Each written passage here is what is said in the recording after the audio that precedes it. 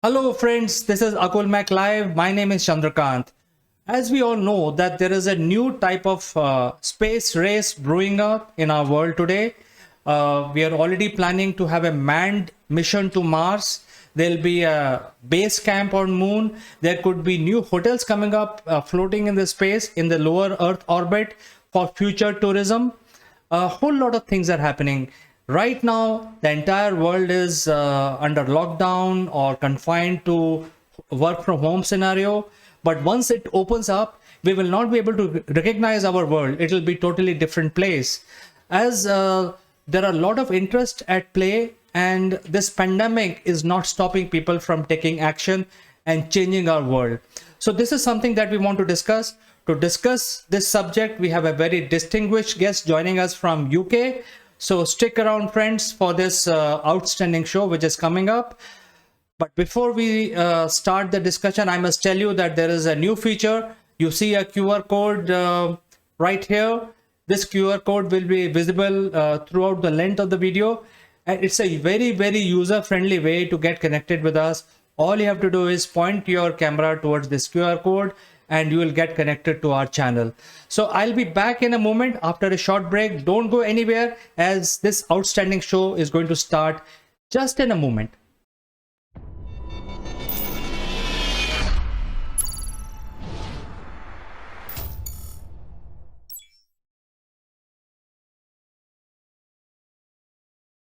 Welcome back, friends. And as I said earlier, the subject of today's discussion is the space race. And to discuss this very important subject, let me invite our guest today in the studio, Mr. Naval Gun.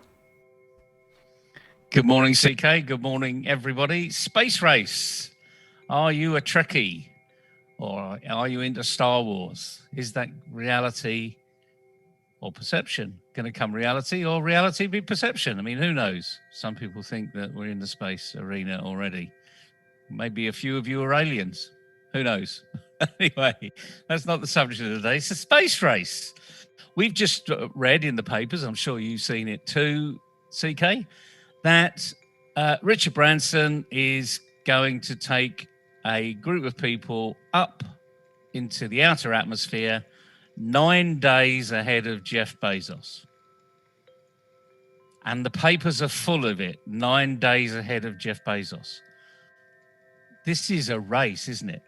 This is one entrepreneur fighting another entrepreneur for bragging rights, to say we are the best, we're out there first, etc., etc., etc.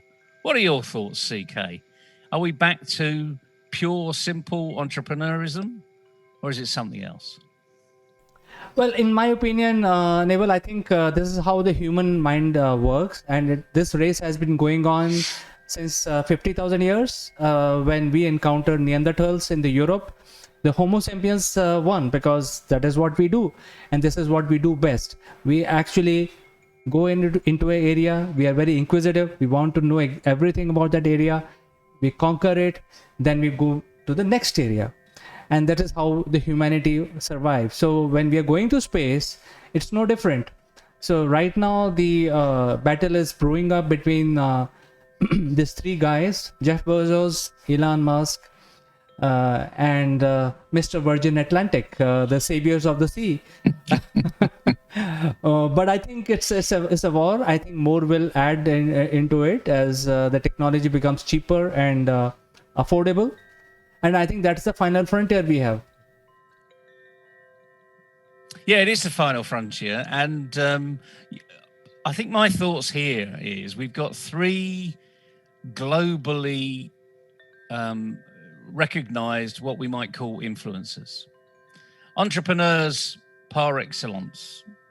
Lots of people are being taught in schools about these entrepreneurs out there, the forefront of their field. And yet, these entrepreneurs are not collaborating together, which is another word that's coming out of the COVID arena. More collaboration, more collaboration. How are we going to get out of this pandemic? Through collaboration. And yet we're seeing three people that are doing the antithesis of that, and they are literally competing. And competing for what reason? Now, I've had lots of conversations with several people over the last few days over this issue of entrepreneurship versus collaboration versus whatever. And the word that seems to come out is greed. And I think it's a bit of a shame that this word's coming out, because if greed is the driver here, and let me explain the context of where this greed comes from. Being first, being to take advantage. So let's just look at Xbox and Sony, the PS arena. The two fighting arenas were trying to go against each other and have successfully kept apart. But that is just pure entrepreneurship. This is about one company being bigger and better than the other, doing things that their customers want. And that's on the planet. And they both, promote using scarce resources better, reinvesting in social, environmental issues, etc., etc., etc. So we've sort of come up to believe that that is an okay method of working. But we're talking about the space race here. Several years ago, and I'm sure you remember, because I was avidly watching this international space station come to fruition. It was almost like international rescue to me. It was the Mr. Tracy Thunderbirds coming to life, coming to reality. But it was international rescue, and it's the International Space Station. So this is, by definition, the word collaboration, because it's international. Now, it wasn't everyone around the world because they couldn't afford to be part of it. But there was this concept of it's an international station and everyone would have an opportunity, whatever country, creed, religion you come from, you'd have an opportunity to move through that international space station. And I'm focusing on the term international because that to me is another term for collaboration. But we've got three non-collaborative individuals. And yet, in the public arena, they talk about how to succeed in entrepreneurship through collaboration. So I'm trying to work out what this really means. And because a lot of young people are coming to me and saying, Neville, you talk about collaboration all the time. These guys aren't collaborating. What do you think about that? Well, I've got to be honest, I'm struggling. Because they should be collaborating. This is an expensive arena. And the other thing is, who owns space? One thing we do know about this planet is that we are delineated by country borders. And they extend into the sea. But then there's international waters, which is open for everybody. So there is this concept of there's an area that nobody owns. And we're all responsible for it. Well, what about space? Who owns space?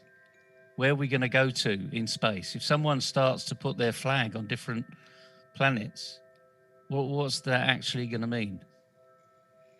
So it's a big subject, frankly, CK. And I haven't got a satisfactory answer for myself, let alone for anybody else. But what do you think about collaboration? Should these guys be collaborating together? Are we just in this sort of maybe phase 1 or even phase 2, now that they've got a flying vehicle, where they will collaborate together? Or are they going to be like Formula 1, where they're going to cover up their cars on the grid when the cars line up to go on each of the Grand Prix? Are we going to get collaboration? What do you think? Well, Neville, in my opinion, I think this is required. This kind of race is required for the development, because from one point of view, by 2045, internet will become so powerful. It will actually become a large PC. The entire Earth will become a big processing house, and it will be so powerful that every moment there will be new discoveries.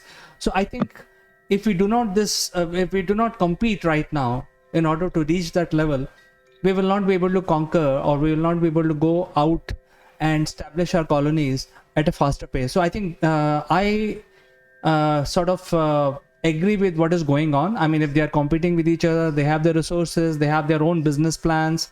Nobody's funding them. They are funding themselves. They are getting the contracts signed up by NASA or ESA, a European Space Agency, or ISRO. Maybe we don't know what ISRO will do in future, but I think they're all gearing up. And the Chinese space agencies, I think the next race is going to happen in space, and economy is going to drive this. The resources are, as we know, is depleting on Earth. We cannot go to Antarctica, start digging it, because it will then screw up the entire planet. So we have to go to some place where we can start digging, bringing those ready-made materials out in this from the space back to Earth without spoiling our planet. So I think that's the plan. And if you look at these three individuals who are the global leaders, and he tell others about collaboration, I think they have themselves have done a lot of collaboration in their own business. If you talk about Elon Musk, I think he is doing a lot of collaboration in the solar power generation arena. He is also doing a lot of collaboration in the battery research and development. What he is trying to do right now with SpaceX is that he is trying to create another layer of communication, so that we as humanity move faster. Obviously there is economy, because nobody is going to fund Elon Musk or SpaceX to launch these satellites up in space and still provide the connectivity for free. Jeff Bezos, on the other hand, is gearing up his R&D. In fact, his company is doing a lot of R&D, and that will also impact this future generation of space station, because his R&D is going to be very valuable. Now, if we start collaborating, then whose mind it is going to work? I think that is a question. So if they are competing with each other, that means the progress will be much faster. This is my opinion, Neville.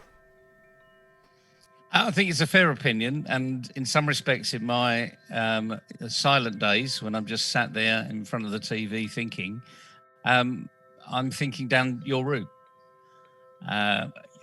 As we know, trying to get people to collaborate early on in a development is not that easy, especially if you've got different ideas. And I think this is where these three individuals are. And there are others out there doing exactly the same thing. They're all thinking about, this space arena, what they're going to be doing with it, how they're going to be working with it. But I think what's driving them on is that entrepreneurship being first. It's my name on the ship. And let's not bear any bones about it. If it wasn't their name on the ship, why would they be heading it up? They'd be getting someone else to head it up. So there is a lot of, I suppose, personal interest here. But I think it's a necessary process. I think this is almost like a stage 1 or stage 2, where you are looking over your shoulder at the competition as to what they're doing. Remember, the headlines that I said right at the very beginning was Richard Branson goes 9 days before Jeff Bezos. I mean, those were the headlines. Forget the companies involved. It was Richard Branson going 9 days before Jeff Bezos into space, on a jolly, because that's what it is. I don't think there's any experimenting going on, apart from the fact they're just physically going to go up and come down again. And that's what it's all about, I suppose, at the bottom line. It's what drives us. So I think the reason I thought that this was a really good subject today is because it all goes back to, what are we driven by? What's our real purpose? And these guys have got multiple purposes. But actually, if you look at their core purpose, they're all aligned. And it may be making the planet a better place, of which, as you've said already, going into the solar arena, that's definitely on that purpose. Looking at waste materials, which one of them's looking at, that's certainly, on that curve, isn't it? So we need to ask ourselves, what's our purpose? Why are we here? What are we doing? Not easy questions to answer, especially if you're very young, because the world's your oyster. But start defining it now. Start looking at where you would like to go, and then plan a course accordingly and share where you want to go, and other people will help you achieve it. This is a fascinating subject. The race for space, as you and I know, being a little bit older and being, up there when the Apollo missions were going to the moon, and that first step on the moon, one small step, one huge step for mankind, and that's where we are, I suppose. As to your point about we're going to ruin the resources of the planet, I don't think that's the case. I'm not too sure we're going to go and colonize Mars or anywhere else like that just because we're running out of space here. We should be smart enough to utilize our space somewhat better, and recognize that, we don't own it. We're not landlords. We're just renters. And we need to be better renters, I think, look after our property a bit better. Anyway, fascinating subject today, CK. The overall message is find your purpose, what drives you, and get after it. And there's always people that can help you do it. Certainly, Neville. In fact, I wish more and more people get opportunities to get into this race. Why only 3 people? In fact, I would like to participate in this race for a simple reason that we are now 7+ billion people, and the next doubling will happen in less than 20 years. So if you double that, it will be 14 billion. This planet cannot hold 14 billion humans and also provide their needs. So we need to move to a different destination. We need to go to different planets, move out, spread into the galaxies, at least start with solar system. And that is why it is very exciting. And when I talk about Earth being turned into a big giant processing computer size of Earth by 2045, it sounds very exciting. So Neville, thank you so much for coming over and discussing this important subject today.